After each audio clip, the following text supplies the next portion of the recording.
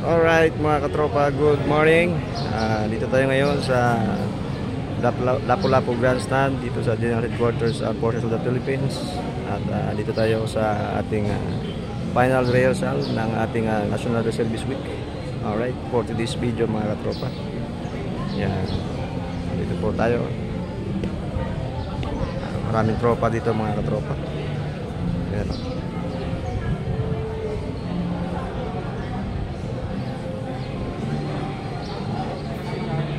Ayan yung mga tropa. Alright. So for today's video mga katropa,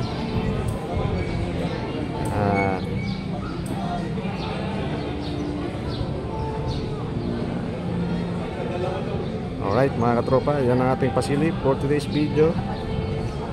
Yan. Protecting the people, securing the state. Alright.